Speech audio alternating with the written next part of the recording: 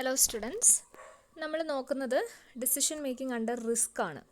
നമ്മൾ രണ്ട് കണ്ടീഷൻസ് കണ്ടു. എന്തൊക്കെയാണ്? ഡിസിഷൻ മേക്കിംഗ് അണ്ടർ സെർട്ടേണിറ്റിയും ഡിസിഷൻ മേക്കിംഗ് അണ്ടർ അൺസെർട്ടേണിറ്റിയും രണ്ടെണ്ണം കണ്ടു. ഇനിയുള്ളൂ വേറൊരു ടൈപ്പാണ് എന്ത്? ഡിസിഷൻ മേക്കിംഗ് അണ്ടർ റിസ്ക് എന്ന് പറയുന്നത്. അപ്പോൾ നമുക്കറിയാം, ഡിസിഷൻ മേക്കിംഗ് അണ്ടർ സെർട്ടേണിറ്റിയിൽ നമുക്ക് ഓൾട്ടർനേറ്റീവ്സിനെ കുറിച്ച് നമുക്ക് ക്ലിയർ ഐഡിയ ഉണ്ട്. അതേപോലെ ഡിസിഷൻ മേക്കിംഗ് അണ്ടർ അൺസെർട്ടേണിറ്റിയിലാണെങ്കിലോ നമുക്ക് ഒരു ഇൻഫർമേഷൻസും അവൈലബിൾ അല്ല. ഇൻഫർമേഷൻസൊക്കെ നമ്മൾ എന്ത് ചെയ്യാണ്, അത്ര നമുക്ക് സെർട്ടൈൻ അല്ല. ഇൻഫർമേഷൻസ് അവൈലബിൾ ആണ്, ബട്ട് നമുക്കതിൻ്റെ ഔട്ട്കമ്മിന് അത്ര സെർട്ടൈൻ അല്ല. അതുകൊണ്ടാണ് നമ്മൾ അത്ര ഒരു ആക്യുറേറ്റ് ആയിട്ടുള്ള റിസൾട്ടിലേക്ക് പോകാൻ നമ്മൾ വളരെ ബുദ്ധിമുട്ടേണ്ടി വരുന്നത്. ഓക്കെ, ഡിസിഷൻ മേക്കിംഗ് അണ്ടർ റിസ്കിൽ എന്താ സംഭവിക്കുന്നത്? ഇൻഫർമേഷൻസ് അവൈലബിൾ ആണ്, പക്ഷേ ഇൻകംപ്ലീറ്റ് ഇൻഫർമേഷൻസ് ആണ് ഡിസിഷൻ മേക്കറിന് ഉള്ളത്. പക്ഷേ അയാൾക്ക് എന്താണ്? Available alternatives but has a good idea of probability of outcome. അതാണ് അവിടെ ഒരു ഡിഫറൻസ് എന്ന് പറയുന്നത്. അപ്പം ഡിസിഷൻ മേക്കിംഗ് അണ്ടർ റിസ്കിൽ ഡിസിഷൻ മേക്കറിനെ സംബന്ധിച്ച് ഇൻഫർമേഷൻസ് ഇൻകംപ്ലീറ്റ് ആണ്, ഓൾട്ടർനേറ്റീവ്സിനെ കുറിച്ചുള്ള ഇൻഫർമേഷൻസ് ഇൻകംപ്ലീറ്റ് ആണ്, but he has a good idea of the probability of outcome. ഔട്ട്കമ്മിനെ കുറിച്ചുള്ള പ്രോബബിലിറ്റി എന്താണ്? അയാൾക്ക് നല്ല രീതിയിൽ ഉണ്ട് എന്നാണ് പറയുന്നത്. സോ ഡിസിഷൻ മേക്കറിന് എന്താണ്? ഒരു ഗുഡ് ഡെസിഷൻ എടുക്കാൻ പറ്റും എന്നാണ് ഇവിടെ പറയുന്നത്. Possible alternatives and also to determine the probability associated with each and every alternative course of action on the basis of available information. അപ്പോൾ അവയ്ക്ക് അവൈലബിൾ ആയിട്ടുള്ള പാർഷ്യൽ ഇൻഫർമേഷനിൽ നിന്നും ഒരു ഹൈലി പ്രോബബിൾ ആയിട്ടുള്ള ഒരു ബെസ്റ്റ് കോഴ്സ് ഓഫ് ആക്ഷൻ ഇയാൾക്ക് choose ചെയ്യാൻ പറ്റും എന്നാണ് പറയുന്നത്. ഓക്കെ, അപ്പോൾ ഇവിടെ നമുക്കറിയാം ഡിസിഷൻ മേക്കിംഗ് അണ്ടർ റിസ്ക് ആണ്. അപ്പോൾ അതുകൊണ്ട് തന്നെ പ്രോബബിലിറ്റി ഹൈ ആണെങ്കിൽ പോലും ഇവിടെ എന്താണ്? ഒരു റിസ്കിൻ്റെ ചാൻസ് ഉണ്ട്. അതുകൊണ്ടാണ് ഡിസിഷൻ മേക്കിംഗ് അണ്ടർ റിസ്ക് എന്ന് പറഞ്ഞ കാറ്റഗറിയിൽ വരുന്നത്. റിസ്ക് അവിടെ ഉണ്ട്. എന്താണ്? ഗുഡ് ഇൻഫർമേഷൻ അവൈലബിൾ അല്ല, ബട്ട് പ്രോബബിലിറ്റി ഉണ്ടെന്ന് മാത്രം. പ്രോബബിലിറ്റി എപ്പോഴും എന്താണ്? ചാൻസ് ആണ്. അതിൽ അത്ര ഉറപ്പുള്ള കാര്യമല്ല പ്രോബബിലിറ്റി എന്ന് പറയുന്നത്. അതുകൊണ്ട് തന്നെ അവിടെ എന്താണ്? റിസ്ക് ഉണ്ട്. സോ ഇറ്റ് ഈസ് നമ്മൾ റിസ്ക് കാറ്റഗറി ആയിട്ട് ഇതിനെ കൺസിഡർ ചെയ്യുന്നത്. അപ്പോൾ നമുക്കൊരു പ്രോബ്ലം നോക്കാം. അപ്പോൾ ഇതാണ് നിങ്ങളുടെ problem. A news paper boy has the following probability of selling A magazine. അപ്പോൾ നമുക്ക് എത്രയാണ്? നമ്പർ ഓഫ് കോപ്പീസും അവൈലബിൾ ആണ്. പ്രോബബിൾ ഞാൻ പറഞ്ഞു, ഇൻഫർമേഷൻസ് വേറെ ഒന്നും അവൈലബിൾ അല്ലെങ്കിൽ പോലും എന്തിൻ്റെ കാര്യത്തിൽ നമ്മൾ സെർട്ടൈൻ ആണ്? പ്രോബബിലിറ്റീൻ്റെ കാര്യത്തിൽ നമ്മൾ എന്താണ്? സെർട്ടൈൻ ആണ് എന്നാണ് പറയുന്നത്. പ്രോബബിലിറ്റി തന്നിട്ടുണ്ട്. നമ്പർ ഓഫ് കോപ്പീസ് സോൾഡ് ആണ്, സെയിൽസ് ആണ് തന്നിരിക്കുന്നത്. 20 എണ്ണം സോൾഡ് ചെയ്യാനുള്ള പ്രോബബിലിറ്റി എത്രയാണ്? 0.15. 22 സെല് ചെയ്യാനുള്ള പ്രോബബിലിറ്റി 0.10, ദാറ്റ് ഈസ് 10%. 24 എണ്ണം സെയിൽ ചെയ്യാനുള്ളത് 25%, 26 30%, 28 20%. ഓക്കെ, അപ്പോൾ ഇതാണ് നമുക്ക് അവൈലബിൾ ആയിട്ടുള്ള probabilities and number of copies sold. സെയിൽസും പ്രോബബിലിറ്റീസും തന്നിട്ടുണ്ട്. അതിൻ്റെ അഡീഷണൽ ഇൻഫർമേഷൻസ് എത്രയാണ്? ഒരു കോപ്പിയുടെ കോസ്റ്റ് എന്ന് പറയുന്നത് എത്രയാണ്? 40 രൂപയാണ്. ഓക്കെ, 40 രൂപയാണ് കോസ്റ്റ്. സെയിൽസ് എത്രയാണ്? സെയിൽസ് പ്രൈസ് എത്രയാണ്? 60 ആണ്. അപ്പം നമുക്ക് രണ്ട് കാര്യങ്ങൾ കിട്ടി. കോസ്റ്റ് പ്രൈസ് എത്രയാണ്? Cost price is equal to 40 and sales price is equal to what? Sales price is equal to 60 എന്ന് നമുക്ക് കിട്ടി. രണ്ടെണ്ണം നമുക്ക് കിട്ടി. Then he cannot return unsold copies. അപ്പോൾ ഇവർക്ക് എന്താണ്? നഷ്ടം വരാനുള്ള സാധ്യതയുണ്ട്. അപ്പോൾ ഇയാൾ 20 കോപ്പി എടുത്തു. 20 എണ്ണം ഇയാൾ വിൽക്കുകയാണെങ്കിൽ അവിടെ നഷ്ടമില്ല, ലോസ് ഇല്ല. 20 എണ്ണം എടുത്തു, 18 എണ്ണം വിൽക്കാൻ പറ്റുകയുള്ളൂ എങ്കിൽ 2 എണ്ണം തിരിച്ചു കൊടുക്കാൻ പറ്റില്ല, കാരണം ന്യൂസ് പേപ്പറാണ്. അതുകൊണ്ട് തിരിച്ചു കൊടുക്കാൻ പറ്റില്ല. അതുകൊണ്ട് തന്നെ അവിടെ 2 എണ്ണത്തിൻ്റെ നഷ്ടം അയാൾ ബെയർ ചെയ്യണം. How many copies should he order? ഇങ്ങനെയൊക്കെ ആണെങ്കിൽ അയാൾ എത്ര കോപ്പീസ് ഓർഡർ ചെയ്യണം എന്നാണ് നമ്മളോട് ക്വസ്റ്റ്യൻ ചോദിച്ചിരിക്കുന്നത്. And how much amount he can spend to get perfect information in advance so as to take correct decision. അപ്പം നമ്മളോട് ചോദിച്ചേക്കുന്നത് എന്താണ്? ഇയാൾ എത്ര കോപ്പി ഓർഡർ ചെയ്താലാണ് ഇയാൾക്ക് നഷ്ടം വരാതെ സെയിൽസ് നടത്താൻ പറ്റുക എന്നാണ് ചോദിച്ചിരിക്കുന്നത്. അപ്പോൾ നമുക്ക് കോസ്റ്റ് പ്രൈസും സെയിൽസ് പ്രൈസും കിട്ടി.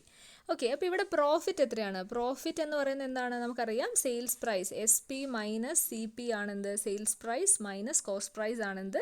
നമ്മുടെ പ്രോഫിറ്റ് എന്ന് പറയുന്നത്. ദാറ്റ് ഈസ് 20 രൂപയാണ് ഒരു ന്യൂസ് പേപ്പറിൻ്റെ മേലെ, ഒരു കോപ്പിയുടെ മേലെ ഇയാൾക്കുള്ള പ്രോഫിറ്റ് എന്ന് പറയുന്നത്. ലോസ് എന്ന് പറയുന്നത് എത്രയാണ്? ലോസ് എന്ന് പറയുന്നത് എന്താണ്? നമ്മുടെ കോസ്റ്റ് പ്രൈസ് ആണ്, നമ്മുടെ വാങ്ങിയ വില തന്നെയാണ് ലോസ് എന്ന് വരിക. അപ്പം ഒരു പേപ്പർ വിൽക്കാൻ പറ്റിയില്ല എങ്കിൽ അതിൻ്റെ ലോസ് എന്ന് പറയുന്ന ആ ഒരു പേപ്പർ വാങ്ങിയപ്പോൾ ഉള്ള വില, that is the cost price of that particular copy, that is 40 rupees. അപ്പോൾ നമുക്ക് ഇവിടെ പ്രോഫിറ്റ് എന്ന് പറയുന്ന 20 കിട്ടി ആൻഡ് ലോസ് എത്രയാണ് 40 എന്ന് കിട്ടി. ഓക്കെ, അപ്പോൾ അത്രയും കാര്യങ്ങൾ നമുക്ക് കിട്ടി. ഇനി നമുക്ക് ഈ ഒരു ഡിസിഷൻ മേക്കിംഗ് നടത്തണമെങ്കിൽ കുറച്ചൊരു 5 സ്റ്റെപ്പ് ഫോളോ ചെയ്യണം. അതിൽ ഫസ്റ്റ് സ്റ്റെപ്പാണ് preparation of conditional pay of table എന്ന് പറയുന്നത്. ഓപ്പർച്യൂണിറ്റി ലോസ് എന്താണെന്ന് നമ്മൾ പറഞ്ഞു, റിഗ്രറ്റ് വാല്യൂ അല്ലേ. ഓപ്പർച്യൂണിറ്റി ലോസ് കൺസിഡർ ചെയ്യാണ്ട് നമുക്കൊരു പേ ഓഫ് ടേബിൾ ഇവിടെ ഉണ്ടാക്കണം. അതെങ്ങനെ ഉണ്ടാക്കും എന്ന് നോക്കാം. അപ്പോൾ ഇതാണ് നമ്മൾ ഉണ്ടാക്കിയിരിക്കുന്ന കണ്ടീഷണൽ പേ ഓഫ് ടേബിൾ. ഇതെങ്ങനെയാണ് ഉണ്ടാക്കുന്നത് എന്നാണ് നോക്കേണ്ടത്. ഫസ്റ്റ് എന്താ ചെയ്യേണ്ടത്? കണ്ടീഷണൽ പേ ഓഫ് ടേബിൾ എന്ന ഹെഡിങ് കൊടുക്കുക, without considering the opportunity loss consider ചെയ്യാണ്ടാണ് നമ്മൾ എന്ത് ചെയ്യുന്നത്, ഇതുണ്ടാക്കുന്നത്. അപ്പോൾ അവിടെ കണ്ടീഷൻ എന്ന് പറയുന്നതാണ് എന്ത്, നമ്മുടെ ഇവൻറ്റ്സ്. ആക്ഷൻ എന്ന് പറയുന്നത് എന്താണ്, സെയിൽസ് ആണ് കേട്ടോ. ഇത് പർച്ചേസ് ആണ്, ഇതാണ് ഡിമാൻഡ് എന്ന് പറയുന്നത്. ഇത്രയും നമ്മൾ പർച്ചേസ് ചെയ്യുന്നുണ്ട്, ഇത് നമ്മൾ എന്താ പറയും, പർച്ചേസ് എന്ന് പറയും. ഇതെന്താണ്, ഡിമാൻഡാണ്, സെയിൽസ് ആണിത്. Okay, demand. ഇത്രയാണ് ഡിമാൻഡ് ഉള്ളത്. 20 എണ്ണം ഡിമാൻഡ് ഉള്ളപ്പോൾ 20 എണ്ണം പർച്ചേസ് ചെയ്താൽ കംപ്ലീറ്റ്ലി സെയിൽ ഓഫ് ചെയ്ത് പോകും. ദെൻ നമ്മൾ 22 എണ്ണം ഉണ്ട് പർച്ചേസ് ചെയ്തു, പക്ഷേ ഇവിടെ സെയിൽസ് എത്രയാണ്, 20 എണ്ണേ ഉള്ളൂ എങ്കിൽ എന്താണ്, അവിടെ എന്തായി പോയി, അവിടെ 2 എണ്ണം ലോസ് വന്നു. അങ്ങനെയാണ് ഇത് ചെയ്തേക്കുന്നത്. ദെൻ പ്രോബബിലിറ്റി അതേപോലെ തന്നെ എടുത്തെഴുതിയിരിക്കുകയാണ്. എങ്ങനെയാണ് ഈ ഒരു പേ ഓഫ്, ഇത് ഇങ്ങനെയല്ല പേ ഓഫ് ടേബിൾ ഉണ്ടാവുക. പേ ഓഫ് ടേബിളിൽ എന്തൊക്കെയാണ് ഉണ്ടാവുള്ളൂ, 20, 22, 24, 26, 28 ഇതും ഉണ്ടാവും, ഈ വാല്യൂസും ഉണ്ടാവും. ആൻഡ് നമുക്ക് പ്രോബബിലിറ്റിയും കൂടെ നമുക്ക് എടുത്തെഴുതാൻ പറ്റും. ആൻഡ് ബാക്കിയുള്ള ഈ ഒരു ടേബിളിൻ്റെ ഉള്ളിലുള്ള വാല്യൂസ് നമ്മൾ ഫില്ല് ചെയ്യുന്നതാണ്. അതെങ്ങനെ ഫില്ല് ചെയ്യുന്നതെന്ന് നമുക്ക് നോക്കാം. അപ്പോൾ ഫസ്റ്റത്തെ വാല്യൂ, അതായത് ഈ 400 എന്ന് പറയുന്ന ഈ ഒരു വാല്യൂ നമ്മൾ എങ്ങനെ ഫില്ല് ചെയ്യും? നമുക്കറിയാം, ഇവിടെ പറഞ്ഞേക്കുന്നു 20 ആണ് എന്ത് ചെയ്യുന്നത്, 20 ആണ് നമുക്ക് അവൈലബിൾ ആയിട്ടുള്ളത്. നമ്മുടെ പർച്ചേസ് എന്ന് പറയുന്നത് എത്രയാണ്, 20 ആണ് പർച്ചേസ് ചെയ്തിരിക്കുന്നത്. ഓക്കെ, 20 പർച്ചേസ് ചെയ്തു ആൻഡ് 20 ആണ് നമ്മൾ എന്ത് ചെയ്തു, സെയിലും ചെയ്തു. 20 പർച്ചേസും ചെയ്തു, 20 സെയിലും ചെയ്തു, അതായത് ഡിമാൻഡും 20 ആണ്. അപ്പം നമ്മുടെ പ്രോഫിറ്റ് എത്രയാണ്, 20 ഇൻറ്റു ഒരു കോപ്പിയുടെ പ്രോഫിറ്റ് എത്രയാണെന്ന് നമ്മൾ പറഞ്ഞത്, ഒരു കോപ്പിയുടെ പ്രോഫിറ്റ് എത്രയാണ്, 20 ആണ്. അപ്പോൾ 20 തന്നെയാണ്. അപ്പോൾ 20 ഇൻറ്റു 20 ഇസ് ഈക്വൽ ടു എത്ര കിട്ടി, 400 എന്ന് നമുക്ക് കിട്ടി. 400 എന്ന് കിട്ടി. അപ്പോൾ അതാണ് ഇവിടെ വന്നിരിക്കുന്നത്, ഈ ഒരു കോളത്തിൽ വന്നിരിക്കുന്നത്. ദെൻ നെക്സ്റ്റ് കോളം എടുക്കാം. നെക്സ്റ്റ് കോളത്തിൽ എന്താണ്, നമുക്കിവിടെ 20 ഉണ്ട്. 20 ആണ് നമ്മൾ പർച്ചേസ് ചെയ്തിരിക്കുന്നത്, പക്ഷേ ഡിമാൻഡ് എത്രയാണ്, 22 ആണ്. 20 നമ്മൾ പർച്ചേസ് ചെയ്തു, 22 ആണ് ഡിമാൻഡ് ഉള്ളത്. ഡിമാൻഡ് എത്ര ഉണ്ടെങ്കിലും നമ്മൾ പർച്ചേസ് ചെയ്താൽ നമുക്ക് വിൽക്കാൻ പറ്റുള്ളൂ അല്ലേ. അങ്ങനെയുള്ള കേസിൽ എന്താണ്, അതിൻ്റെ പ്രോഫിറ്റ് എന്ത് തന്നെ വരുള്ളൂ, 400 തന്നെ വരുള്ളൂ. എത്ര ഡിമാൻഡ് ഉണ്ടെങ്കിലും നമ്മൾ പർച്ചേസ് ചെയ്താലേ നമുക്ക് വിൽക്കാൻ പറ്റുള്ളൂ. അപ്പോൾ ഈ ഒരു കോളത്തിൻ്റെ പ്രത്യേകത എന്താണ്, ഇവിടെ എപ്പോഴും നമ്മൾ പർച്ചേസ് ചെയ്തതിനേക്കഴിഞ്ഞും കൂടുതലാണ് ഡിമാൻഡ് വന്നിരിക്കുന്നത്. നോക്കിയാൽ മനസ്സിലാവും. ഇവിടെ 20 പർച്ചേസ് ചെയ്തു, 20 തന്നെ ഡിമാൻഡ് വന്നു. 20 പർച്ചേസ് ചെയ്തു, 22 ഡിമാൻഡ് വന്നു. 20 പർച്ചേസ് ചെയ്തു, 24 ഡിമാൻഡ് വന്നു. അങ്ങനെയാണിത് പോകുന്നത്.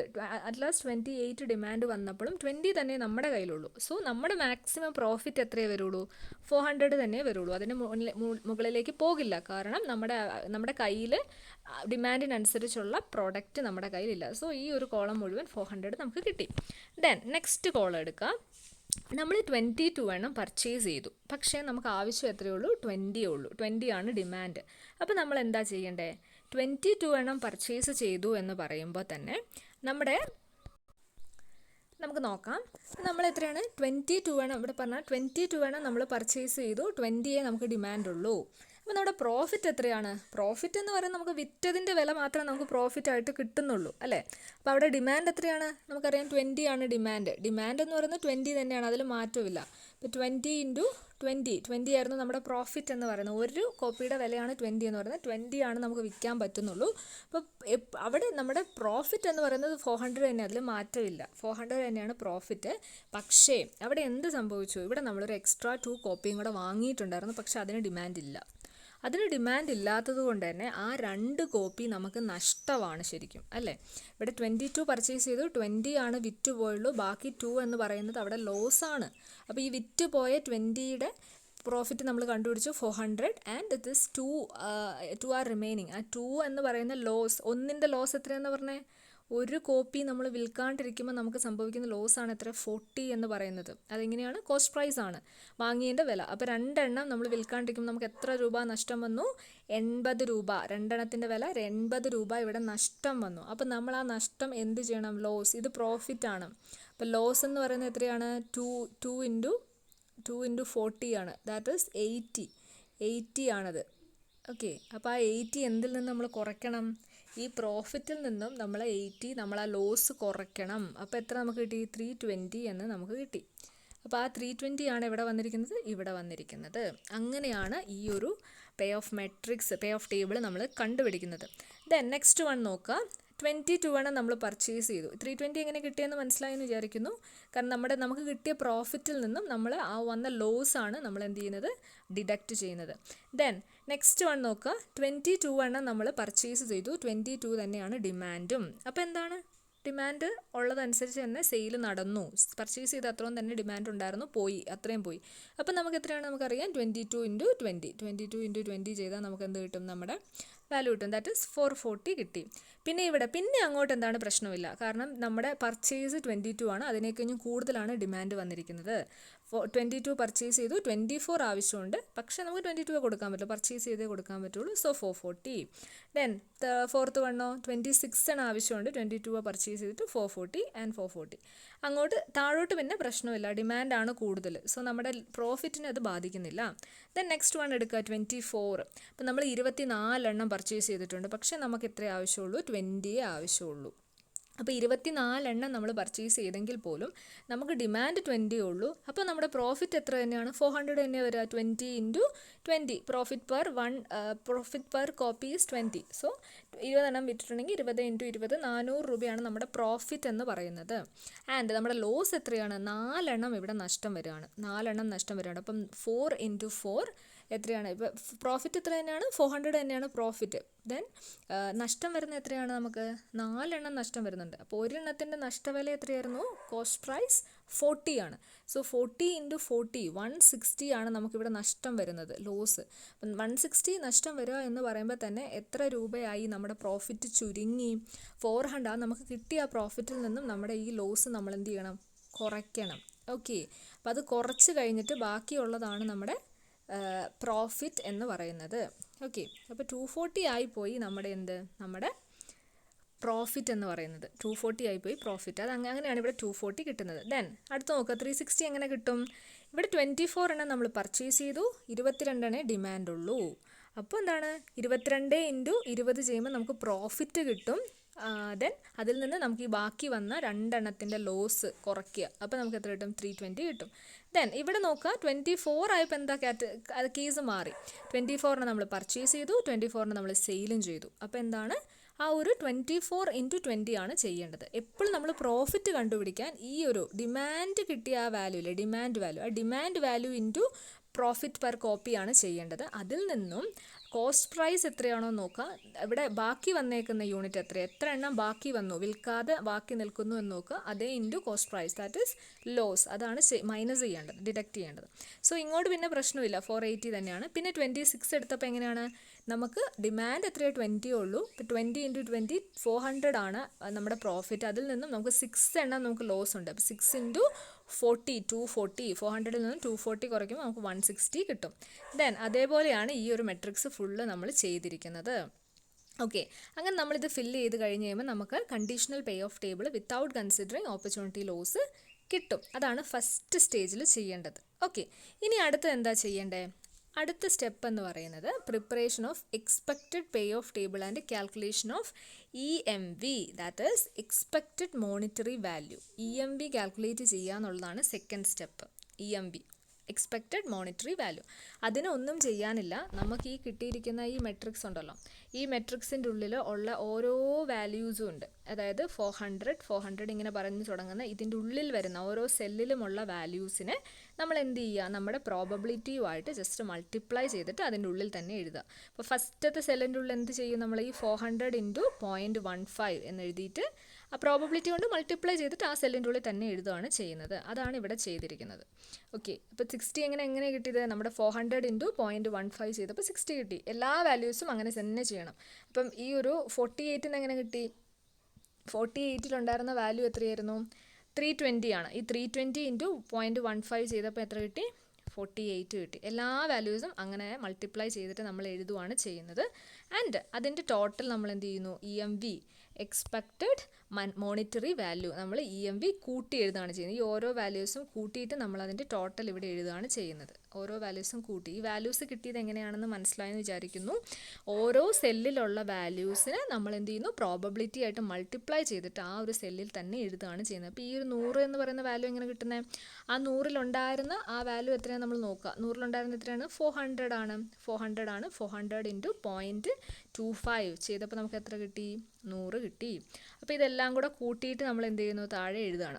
ഓരോന്നിൻ്റെയും കൂട്ടി ഇത് കൂട്ടില്ല, ഇത്രയുമാണ് കൂട്ടേണ്ടത്. ഓക്കെ, ദെൻ അതിൻ്റെ ടോട്ടൽ എടുക്കുന്നു. അതിൽ ഏറ്റവും കൂടുതൽ ഏതാണെന്ന് ഐഡൻറ്റിഫൈ ചെയ്യുക. ഇതിൽ ഏറ്റവും കൂടുതൽ എക്സ്പെക്റ്റഡ് മോണിറ്ററി വാല്യൂ ഏറ്റവും കൂടുതൽ EMV ഏറ്റവും കൂടുതൽ വന്നേക്കുന്ന ഏതാണ്? മൂന്നാമത്തെ ആ റോയിലാണ് വന്നിരിക്കുന്നത് 432. അത് നമ്മൾ ജസ്റ്റ് ഐഡൻറ്റിഫൈ ചെയ്ത് വെക്കാം. ദെൻ അടുത്ത സ്റ്റെപ്പിൽ നമ്മൾ എന്താ ചെയ്യുന്നത്? The highest EMV 432 is related to the purchase of 24 newspaper. Therefore, optimum number of newspaper to be purchased by him for resale is 24 newspapers. അപ്പോൾ നമുക്ക് കിട്ടി. അപ്പോൾ നമുക്കിവിടെ EMV ഏറ്റവും കൂടുതൽ കിട്ടിയത് എപ്പോഴാണ്? 24 ന്യൂസ് പേപ്പർ വാങ്ങിയപ്പോഴാണ് അയാൾക്ക് EMV ഏറ്റവും കൂടുതൽ കിട്ടുന്നത്. അപ്പോൾ നമ്മളോട് എന്താ ചോദിച്ചേക്കുന്നത്? നഷ്ടം വരാതെ ഏറ്റവും കൂടുതൽ ന്യൂസ് പേപ്പർ വാങ്ങാൻ പറ്റുന്ന എപ്പോഴാണെന്നാണ് ചോദിച്ചേക്കുന്നത്. അപ്പോൾ EMV വാല്യൂ ഏറ്റവും കൂടുതലുള്ള ന്യൂസ് പേപ്പർ എത്രയാണെന്ന് നോക്കുക. ആക്ഷൻ എത്രയായിരുന്നു? 24 പർച്ചേസ് ചെയ്തപ്പോഴാണ് ഏറ്റവും കൂടുതൽ EMV വാല്യൂ വന്നത്. അപ്പോൾ 24 പർച്ചേസ് ചെയ്യുകയാണെങ്കിൽ ഇയാൾക്ക് നഷ്ടം വരാതെ വിൽക്കാൻ പറ്റും. ദെൻ അടുത്ത് നമ്മൾ എന്ത് ചെയ്യണം? EPPI എന്ന് പറയുന്നതാണ് കണ്ടുപിടിക്കേണ്ടത്. എക്സ്പെക്റ്റഡ് പ്രോഫിറ്റ് വിത്ത് പെർഫെക്റ്റ് ഇൻഫർമേഷൻ. EPPI ആണ് നമ്മൾ കണ്ടുപിടിക്കേണ്ടത്. ഓക്കെ, EPPI എങ്ങനെ കണ്ടുപിടിക്കുന്നു? അതായത് നമ്മുടെ മെട്രിക്സ് എടുക്കുക. ഈ ഒരു പേ ഓഫ് ടേബിളിൽ നമുക്കറിയാം ഈ 400, 440, 480, 520, 460. അതായത് ഇങ്ങനെ ഡയഗണലി നമ്മൾ ഈ സെൽസിനെ ഒന്ന് എടുക്കുകയാണെങ്കിൽ ആ ഡയഗണലി റെപ്രസെൻ്റ് ചെയ്യുന്ന ആ സെൽസ് ഇൻറ്റു അതിൻ്റെ റെസ്പെക്റ്റീവ് ആയിട്ടുള്ള probability 400 into 0.15 plus 440 into 0.10 plus 480 into 0.25 plus 520 into 0.30 plus 560 into 0.20.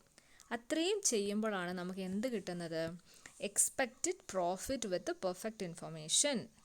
Okay, അതായത് നമ്മൾ ആ നമ്മുടെ മെട്രിക്സിൽ ഡയഗണലുള്ള വാല്യൂ എടുക്കുക. ആ വാല്യൂവിൻ്റെ കറസ്പോണ്ടിങ് ആയിട്ടുള്ള പ്രോബബിലിറ്റി ആയിട്ട് നമ്മൾ എന്ത് ചെയ്യുക? മൾട്ടിപ്ലൈ ചെയ്യുക.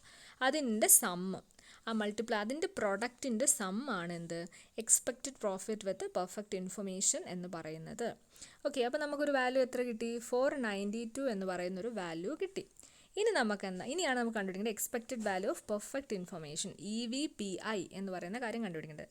ഈ EVPI എന്ന് പറയുന്നത് expected value of perfect information എങ്ങനെയാണ് കണ്ടുപിടിക്കുന്നത്? ഈസ് ഈക്വൽ ടു ഇപ്പം നമ്മൾ കണ്ടുപിടിച്ച EPPI ഇല്ലേ, EPPI മൈനസ് ഈ EMV ആണ്. നേരത്തെ നമ്മൾ കണ്ടുപിടിച്ച EPPI മൈനസ് EMV ആണ് എന്ത്? EVPI എന്ന് പറയുന്നത്. സോ 492 മൈനസ് 432 ചെയ്യുമ്പോൾ നമുക്ക് 60 എന്ന് കിട്ടും. അപ്പോൾ അയാൾക്ക് എന്താണ്? He can spend up to 60 to get perfect information. Okay, അപ്പോൾ അയാൾക്ക് 60 രൂപ വരെ സ്പെൻഡ് ചെയ്താലും നഷ്ടം വരില്ല. അപ്പോൾ നമുക്ക് എത്ര എണ്ണം വാങ്ങണമെന്ന് കിട്ടി? 24. EMV വരെ കണ്ടുപിടിക്കുമ്പോഴത്തേക്കും നമുക്ക് എത്ര എണ്ണം കിട്ടണം എന്നുള്ളത് കിട്ടി. എത്ര എണ്ണം വാങ്ങണം എന്നുള്ളത് കിട്ടി. പിന്നെ ഇൻഫർമേഷൻ്റെ കാര്യമാണ്. പെർഫെക്റ്റ് ഇൻഫർമേഷൻ കിട്ടാനാണ് അയാൾക്ക് എത്ര വരെ കൊടുക്കാം? അതായത് 60 റുപ്പീസ് വരെ അയാൾക്ക് സ്പെൻഡ് ചെയ്യാം എന്ന് പറയുന്നത്. ഇതാണ് അപ്പോൾ ഡിസിഷൻ മേക്കിംഗ് അണ്ടർ റിസ്ക് എന്ന് പറയുന്നത്.